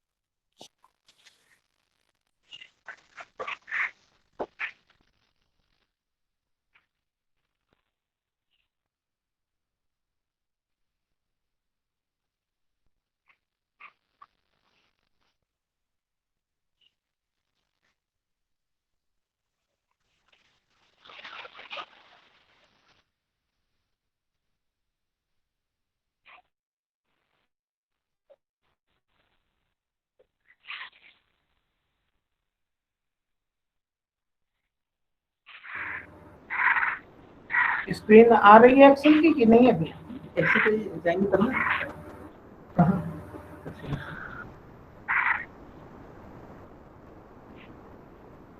इधर आप देखिए।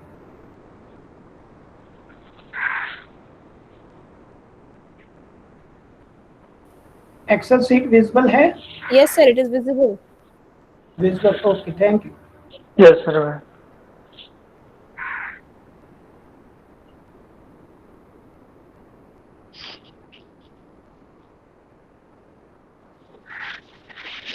स्टार्ट करें सर एक्सेल शीट का।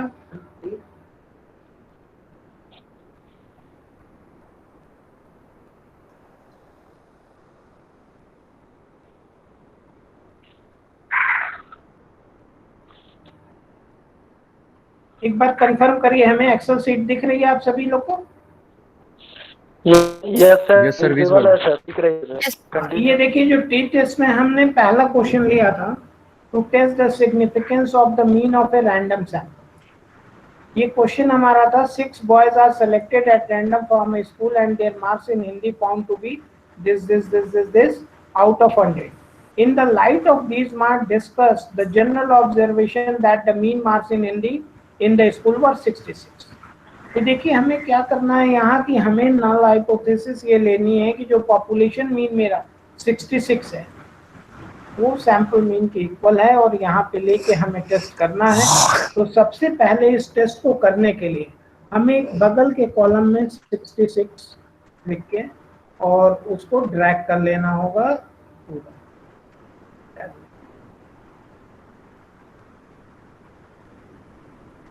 ये मेरा क्लियर। और उसके बाद देखिए एक्सेल सॉफ्टवेयर में ये ऊपर आप देखेंगे डाटा, डाटा पे अगर आप क्लिक करते हैं तो यहाँ साइड में एक बटन आएगा डाटा एनालिसिस। अगर ये डाटा एनालिसिस आपके एक्सेल में नहीं है तो आप फिर फाइल में जाके उसको इंस्टॉल कर सकते हैं। डाटा एनालिसिस पे जब आप क्लिक करेंगे तो यहाँ पे आपके अंदर एक फार्मूले की फाइल खुलेगी। इसमें देखिए T test pair two sample mean, T test two sample assuming equal variance, T test two sample assuming unequal variance. तो हम इक्वल वेरिएंस पे चलते हैं और फिर ये देखिए वेरिएबल रेंज 1, वेरिएबल रेंज 2।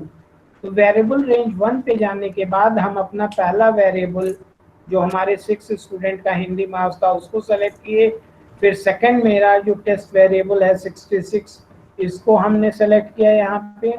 और इसके बाद आउटपुट रेंज आप फिक्स कर सकते हैं न्यू वर्कशीट या ओके।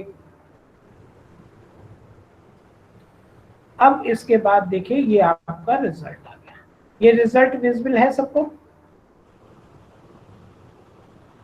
रिजल्ट दिख रहा है? Yes, sir.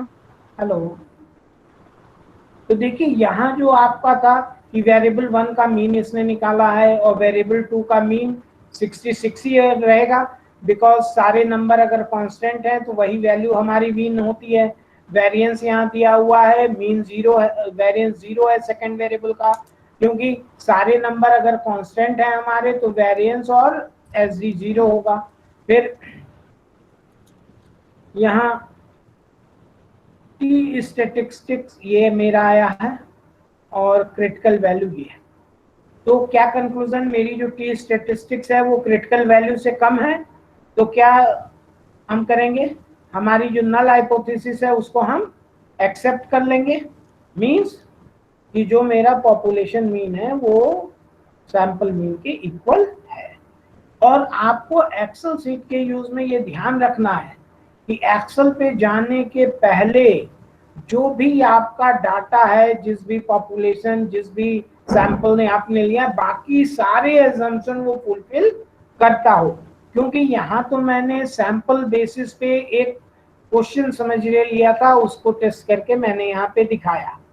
लेकिन एक रिसर्चर के लिए ये बहुत ही इम्पोर्टेंट है कि वो अपने पॉपुलेशन को पहले फिक्स करे और फिर उस बेसिस पे सैम्पलिंग डिसाइड करे और फिर टेस्ट कौन सा करना। ये देखिए नेक्स्ट टेस्ट जो मेरा टी टेस्ट है, second part, to test the difference between mean of two sample independent sample. यहाँ हमने 2 ग्रुप ऑफ स्टूडेंट का लिया था। Appear in a test examination and the marks obtain by them were follows. First group second group का marks दिया है। Examine the significance difference between mean marks secured above 2। अब यहाँ आपको नल हाइपोथेसिस कर लेनी है। नल हाइपोथेसिस आप क्या करेंगे कि मीन मार्क्स आप both the groups are equal, और उसके बाद अल्टरनेटिव हाइपोथेसिस करके एक्सेल का काम केवल आप फिर डाटा में जाएंगे, यहाँ डाटा एनालिसिस पे गए और फिर टू सैंपल एज्यूम मीन पे इक्वल वेरिएंस पे आप चले गए। अब यहाँ एक और बात है कि यहाँ देखिए T test two sample assume equal variance या T test two sample assume unequal variance, ये दोनों आपके पास अवेलेबल है। तो अगर आप चाहते हैं कि पता करना कि ये जो दोनों चीजें आपके पास हैं ये इक्वल वेरिएंस वाली हैं कि अनइक्वल वेरिएंस वाली हैं, तो आपको मालूम होगा कि एफ टेस्ट हम क्यों कैलकुलेट करते हैं, वेरिएंस चेक करने के लिए। तो बेटर होगा कि इस क्वेश्चन में आप टी टेस्ट चेक करने के पहले ही आप एफ टेस्ट लगा के ये चेक कर लीजिए कि आपका इक्वल वेरिएंस है या अनइक्वल वेरिएंस। और फिर आपको अगर पता चल जाता इक्वल वेरिएंस है तो T test two sample assuming equal variance के फार्मूले से करिए।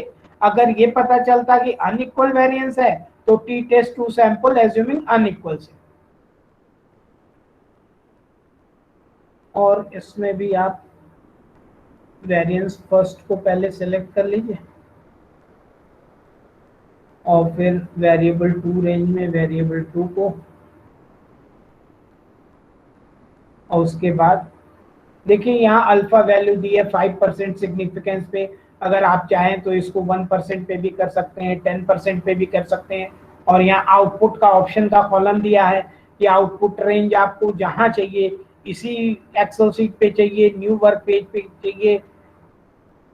और इसको अगर आप ओके करते हैं तो ये देखिए आपका रिजल्ट आ गया। रिजल्ट देखिए, टी स्टेट्स आपका आया 0.57 और टी टेबल आपका क्या है 1.76। Means calculated value of T statics less than critical value, means यहाँ भी आपकी नल हाइपोथेसिस एक्सेप्ट हो जाएगी। मींस ये जो आपका क्वेश्चन है कि दोनों ग्रुप के मीन मार्क्स इक्वल हैं, उसमें जो डिफरेंसेज हैं वो केवल सैंपल फ्लक्चुएशन की वजह से हैं और किसी अदर रीजन से नहीं है। अब थर्ड क्वेश्चन देखिए हमने लिया है टी टेस्ट का, पेयर टेस्ट के बारे में जो आपको मैंने बताया था, difference between mean of two sample, dependent sample of paired, before और आफ्टर। ये देखिए बी बिफोर के लिए है और ये ए आफ्टर के लिए। अब यहाँ भी हमें टेस्ट करना है अपनी स्टैटिस्टिक्स, और यहाँ भी आप नल हाइपोथेसिस मानेंगे कि बिफोर आफ्टर मीन में कोई डिफरेंस नहीं है। नल हाइपोथेसिस आप करके फिर यहाँ चलिए, तो यहाँ देखिए एक T test pair two sample for means, pair test का ऑप्शन है। आप उसमें अगर जाएंगे तो यहाँ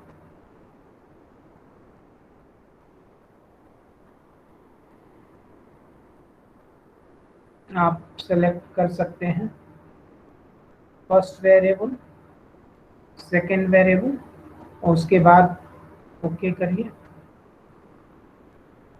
T test pair to the mean input range containing non numerical data. देखिए यहाँ हमने हेडिंग को भी सेलेक्ट कर लिया है, इसलिए उसने अपना रिजल्ट डिक्लेयर करने से मना कर दिया, क्योंकि जो भी मशीन है ये देखिए आर्टिफिशियल इंटेलिजेंस है, और यहाँ पे अगर भी इनपुट आपका गलत होगा तो वो एक्सेप्ट ही नहीं करेगा। और फिर मैंने ओके किया। ओके करने पे देखिए यहाँ जो मेरा रिजल्ट आया, ये रिजल्ट भी देखिए टी स्टैटिक्स 0.23 आ रहा है और टेबुलेटेड वैल्यू क्रिटिकल वैल्यू ज़्यादा है, तो यहाँ भी टी स्टैट्स मेरा लेस देन टेबुलेटेड वैल्यू है, तो यहाँ भी मेरी नल हाइपोथेसिस क्या होगी, एक्सेप्ट हो जाएगी। ठीक है, अब इसके बाद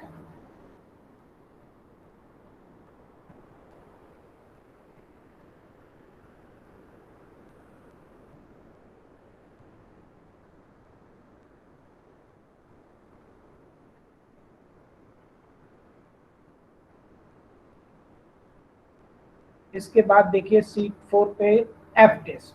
एफ टेस्ट में हमने ये लिया था कि two random sample transform to normal population as under obtain estimate of the variance population test. और ये दो वेरिएबल्स हैं हमारे, इनमें हमें टेस्ट करना है कि सेम वेरिएंस हैं या नहीं है। तो बाकी देखिए ये एक्सेल का काम केवल आपकी एनालिसिस करना है। इसके पहले की जो सारी चीजें हैं, नल हाइपोथेसिस और बाकी सारे एजम्पशन वगैरह, वो आपको अपने से करने होंगे, और रिजल्ट का इंटरप्रिटेशन भी खुद से करना होगा। तो एफ टेस्ट के लिए भी हम डाटा में जाएंगे, डाटा एनालिसिस पे गए, डाटा एनालिसिस में F test two sample for variation के जाने के बाद यहाँ भी वेरिएंस वेरिएबल 1 को मैंने सेलेक्ट किया, फिर वेरिएबल 2 को मैंने सेलेक्ट किया, और दोनों को सेलेक्ट करने के बाद अल्फा देखिए 0.5% या आप जो भी ले सकते हैं, ये आपका एफ टेस्ट आ गया। अब एफ टेस्ट क्या है, ये आपकी एफ टेस्ट की वैल्यू आई, और इस बेसिस पे आप अपनी एनालिसिस कर सकते हैं। और इसी तरह आपका एनोवा में भी आपको देखना है, और उस बेसिस पे भी आप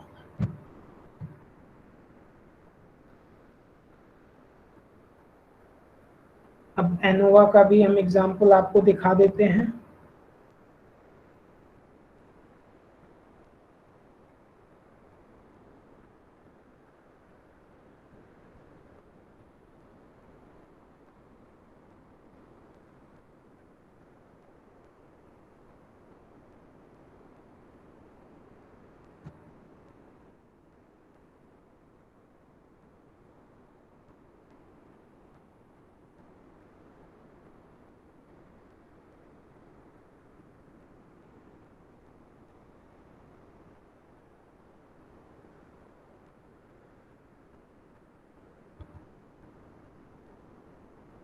अब देखिए वन वे एनोवा का, ये general test conducted of a certain student of MCom, जो मैंने पीपीटी स्लाइड में क्वेश्चन लिया था उसी को वन वे एनोवा में।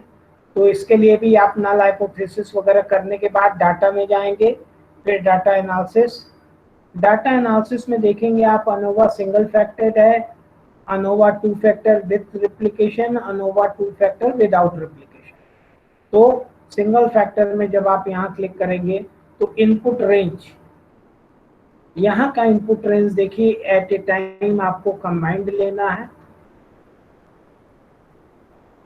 और इनपुट रेंज लेने के बाद आपको क्लिक करना है सीधे। तो ये आपका वन फैक्टर में रिजल्ट आ गया, और ये रिजल्ट की वैल्यू आपकी 8.11 है और एफ क्रिटिकल 3.12 है।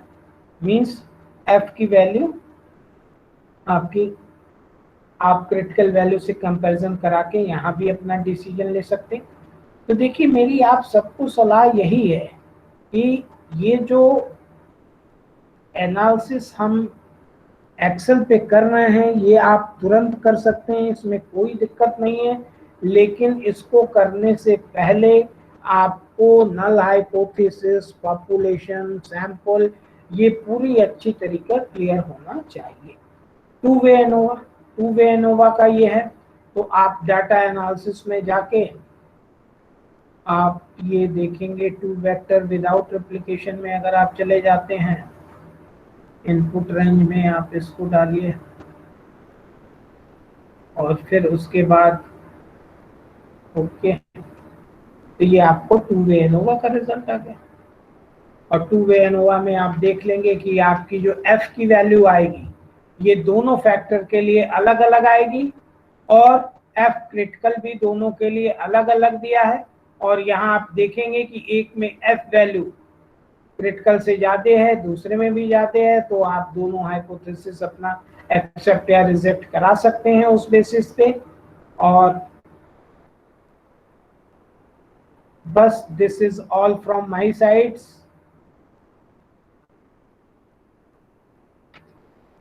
ये एक्सेल पे एकदम सिंपल वर्क है, अगर थोड़ा बहुत एक्सेल अगर आप आता है तो आप डाटा पे जाके, डाटा एनालिसिस पे जाके आप अपना कोई भी, देखिए इसमें कोरिलेशन भी है, कोवेरिएंस भी है, डिस्क्रिप्टिव स्टैटिस्टिक्स, एक्सपोनेंशियल स्मूथिंग, मतलब जो भी फार्मूला आपके पास है, हिस्टोग्राम अगर आपको करना है, मूविंग एवरेज। लेकिन आप पहले देख लीजिएगा कि अगर एसपीएसएस आपके पास अवेलेबल है तो एसपीएसएस के रिजल्ट्स कुछ ज़्यादा बेहतर होते हैं इसकी तुलना में और रिलायबल है। एक्सेल पे केवल मैनुअल, मीन, मीडियन, मोड, ये सब। और क्योंकि आप सब नए रिसर्च स्कॉलर हैं, आप लोगों से मेरी एक रिक्वेस्ट है कि अभी आपने, हो सकता है कि ना डाटा कलेक्ट किया हो, अभी इनिशियल स्टेज में ही आप हो,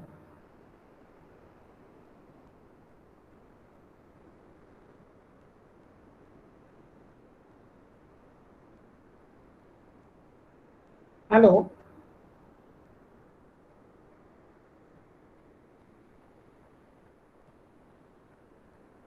हेलो, वॉइस आ रही है? Yes sir. तो देखिए मेरी साइड से आज नॉन पैरामीट्रिक टेस्ट का जो प्रेजेंटेशन था पीपीटी के थ्रू और एक्सेल पे थोड़ा वर्क करा के, एक्सेल में कुछ नहीं है, मेन वर्क आपका है कि आपको पॉपुलेशन की, सैंपल की पूरी जानकारी हो और आप टेस्ट के रिगार्डिंग जो एजम्पशन है वो करें। और क्योंकि जैसा हमें बताया गया कि अधिकांश जो पार्टिसिपेंट्स हैं वो रिसर्च स्कॉलर हैं और आप अपने आर्टिकल लिखने के लिए, रिसर्च पेपर लिखने के लिए या फिर स्टडी के लिए, तो सबसे इम्पोर्टेंट है कि सबसे पहले आप किसी भी स्टैट्स की कोई भी पुरानी बुक उठाइए जो आपने यूजी पीजी लेवल पे है, और उसमें जो क्वेश्चन, जैसे कि सेंट्रल टेंडेंसी का कोई क्वेश्चन आप उठाइए, मीन कैलकुलेट करना, मीडियन, और उसके बाद उस क्वेश्चन को एक्सेल शीट में डालिए और फिर क्लिक करके आप अपना रिजल्ट देखिए, और जो एक्सेल रिजल्ट बता रहा है और जो आपके बुक में आंसर दिया हुआ है दोनों मैच कर रहा है कि नहीं। और प्रैक्टिस के लिए इससे बढ़िया तरीका कोई नहीं। क्योंकि जब आप अपना सैंपल डालेंगे उस ग्राउंड पे और उसका जो रिजल्ट आएगा तो वो आप कहीं से आप टैली नहीं करा पाएंगे। तो अभी स्टार्टिंग स्टेज में रिसर्च के क्या होता है कि जो हम काम कर रहे हैं हमें उसकी रिलायबिलिटी, ऑथेंटिकेशन ये पता होना चाहिए कि हम जो काम कर रहे हैं कैसा रिजल्ट आ रहा है, रिजल्ट सही है या नहीं है।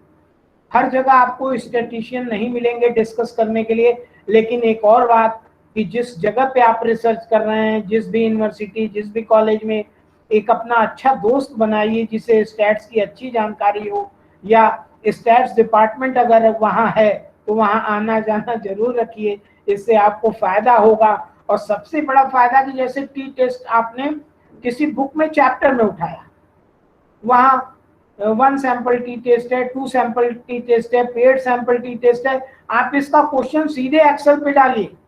और जो अभी मैंने आपको बताया कि डाटा, फिर डाटा एनालिसिस पे जाके आप चेक करिए कि एक्सेल शीट जो मेरा रिजल्ट दे रहा है और बुक जो रिजल्ट दे रही है दोनों सेम है या नहीं। अगर सेम है तो बहुत अच्छी बात है, आप प्रैक्टिस अपनी जारी रखिए, यही मेरी आप सबसे सलाह है। Thank you from my side, जो आप लोगों ने इतने ध्यान से सुना और कोई भी डिस्टरबेंस नहीं हुई। और देखिए आपके लिए मैंने पीछे ये पॉपुलेशन और इधर सैंपल बनाया हुआ है कि पॉपुलेशन और सैंपल, प्रोबेबिलिटी सैंपलिंग करके पॉपुलेशन का सैंपल ऐसा होना चाहिए जो पूरे पॉपुलेशन को रिप्रेजेंट करे।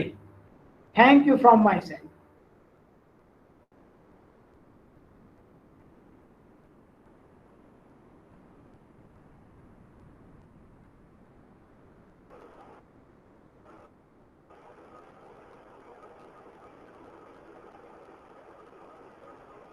धन्यवाद सर जो आपने। हाँ, मेरे साइड से एंड हो गया ये सेशन।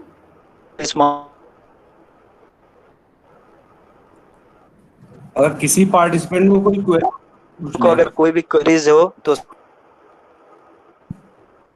से पूछें।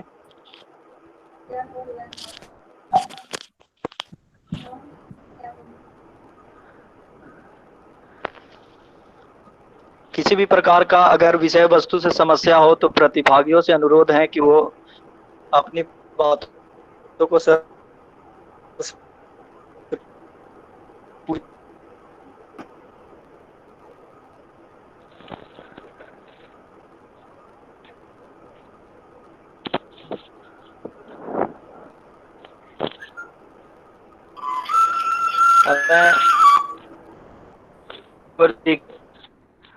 कॉमर्स डिपार्टमेंट के असिस्टेंट प्रोफेसर के रूप में कार्यरत विनीता मैम से आग्रह करूंगा कि वो आए और वोट ऑफ थैंक्स करें।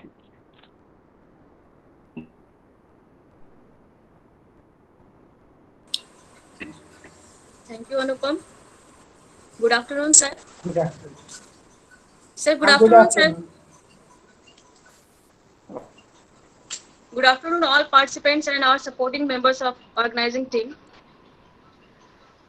तो आज हम लोग today is the successful fourth day of our workshop, and we are at the end of its first session. We are so fortunate that we are having such experts from different universities of our country, and they are regularly guiding us with their full effort and dedication that we should take full advantages of them. I, Vinita Kumari, on the behalf of Bhagat University, PG Department of Commerce and IAA Patna branch, I would like to thank you, sir, for your special guidance and effort. Sir, आपने जिस तरीके से आज हम सभी participants को parametric test के बारे में एक एक पहलू के बारे में आपने समझाया, कि चीज को बारीकी से समझाए विद एग्जांपल्स, ये मीन्स बहुत खास है। और आज लोगों को पता भी चल रहा होगा, जो हमारे पार्टिसिपेंट्स है, जो हम लोग हैं, कि कितना यूजफुल है, और ये इन फ्यूचर इनके मीन्स रिसर्च वर्क्स में काफी कारगर और हेल्पफुल होंगे। सर, आपकी एक्सप्लेनेशन बहुत क्लियर थी, एंड बहुत सारे कंफ्यूजन जो पार्टिसिपेंट्स के होंगे वो बहुत सारे क्लियर भी हुए होंगे, और you made our participants aware about all the different types of tests of this parametric test that are going to be very, very, very much helpful their research works. Thank you so much, sir. और sir भविष्य में भी हमें आपकी support, आपकी guidelines और guidance की जरूरत हमेशा पड़ती रहेगी, और उम्मीद करती हूँ कि हमेशा आप हमारे साथ ऐसे बने रहेंगे सर. एकदम Thank you so एकदम much, sir. हमेशा. Thank you. जी सर. जी sir. And thank you so much our participants who were very excited for this workshop and trying to take advantages for their research works from our experts. And this is our main motive of this workshop, to motivate our participants to do extraordinary things in their research works.